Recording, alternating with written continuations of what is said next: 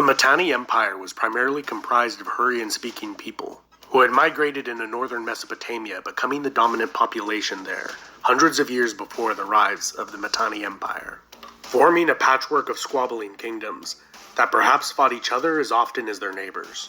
Their squabbling would come to an abrupt end when the Hittite king Mursili shocked the Bronze Age world when his army, in an unprecedented march, followed the Euphrates River, paving a swath of destruction as he went, culminating in the sack of Babylon, destroying their palaces, temples, and taking their royal family and gods as hostages back to the Hittite capital of Hattusa. A mini dark age ensued in Mesopotamia after this, where little to no surviving records elucidate this period. A little less than 100 years later, the kingdom of Mittani was well established, formed likely very soon after Mursili's sack of Babylon, out of a confederation of Hurrian states. Very little besides the names of Mittani's early kings are known of this period, and dates are very uncertain. Around 1550 BC, a Hittite text makes the first brief reference to a Mittani state, and in 1500, Pharaoh Thutmose I makes the first Egyptian reference to them after crossing the Euphrates River and campaigning in their territory.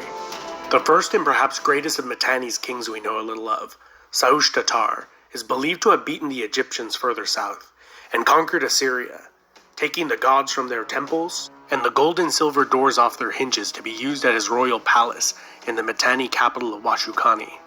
Troops were stationed throughout Assyria to guarantee its loyalty. Saush-Tatar's image was so impactful that during the reign of his successors, his royal seal and name were often used instead of their own. The Mittani state developed a well-organized military with the king at its head. Beneath him were client kings, who referred to him as father and he to them as sons. Other districts were governed by appointed bureaucratic administrators, each having its own fortified capital city and a fortified armory and state-run manufactories where militia and professional soldiers could take their damaged equipment to be replaced. Even small towns and mayors' houses in the countryside were fortified structures, with local militia units maintained to man them. The centerpiece of the Mittani army was the Nakhashu, professional military men bound by oath directly to the king. The Marianu were the elite core of the army, who controlled sprawling estates where horses were raised and trained for war. The Mittani were the acknowledged masters of horses and chariotry of their day, as is evidenced by a surviving Hittite text, where Kakitli, a Mittani horse trainer, over several tablets describes in great detail the proper conditioning of a war horse over a 214-day period, utilizing interval training that has only been reintroduced into equestrian training in the last 30 years. Scale and lamellar armor also appears to be an innovation of the Hurrians, as is evidenced by other people in the Near East using words derived from the Hurrian term for scale mail to describe armor. After nearly a century of recurrent war, with one side gaining the upper hand and then the other, the Egyptians and Mittani negotiated a peace, and more or less permanent borders between their two nations. After proposing on 7 different occasions, the daughter of the Mittani king was sent to Egypt to marry the pharaoh Thutmose IV. To the Mittani and in Mesopotamian culture, it was more prestigious to be the father-in-law of another king, and to the Egyptians, it was more prestigious to have many foreign wives. Both empires made a mutual protection pact against the Hittites and referred to each other as beloved brother in their correspondence, sending each other lavish gifts. Over the next few generations, the pharaohs and Mittani great kings would repeat this process.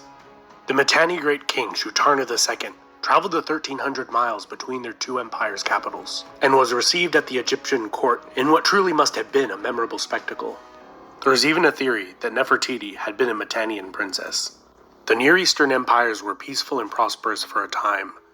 The beginning of the end began with the murder of the Mittani king. The younger brother of the murdered king, still a child, was placed on the throne as a puppet ruler, and all diplomatic relations with Egypt were cut off, possibly to avoid Egyptian retaliation, as the murderer may have been a Hittite or Assyrian agent. The young king Tushratta bided his time and eventually executed all the assassins, and then fought off a Hittite invasion. His first priority was to reopen relations with Egypt, recounting his tribulations, and he negotiated another marriage, and lavish gifts were once again exchanged. However, at the Mittani court, 2 factions emerged. A pro-Hittite faction, led by the king's brothers, and a pro-Assyrian faction, led by his sons. The greatest conqueror of all the Hittite kings, Suppiluliuma, waged campaign after successful campaign, to the east and against the Mittani. He was aided by Tushratta's brother, who he installed as a puppet king. Taking advantage of the family infighting, Assyria became independent without a fight.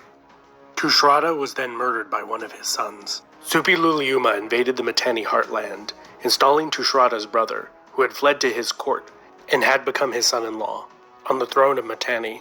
Although the Mittani undoubtedly petitioned the Egyptians for aid, these events coincided with the turbulent reigns and internal strife of pharaohs Akhenaten and Tutankhamun, although it does seem to have been in both the Hittites and Babylonians' interest to keep a Mittani state alive, as they both feared the rise of the warlike Assyrians. The region would become a battleground for the Hittites and Assyrians. In 1290 BC, the Assyrian king Adad-nirari destroyed the Mittani capital of Washukani, burning it to the ground, deporting its population, and making slaves out of the royal family that had once been their masters. Over the next 100 years, the Assyrians completely obliterated the memory of the Mittani. It would not be until the late 19th century, over 3,000 years later, that fragments of the names and deeds of the Mittani were made known to mankind once again.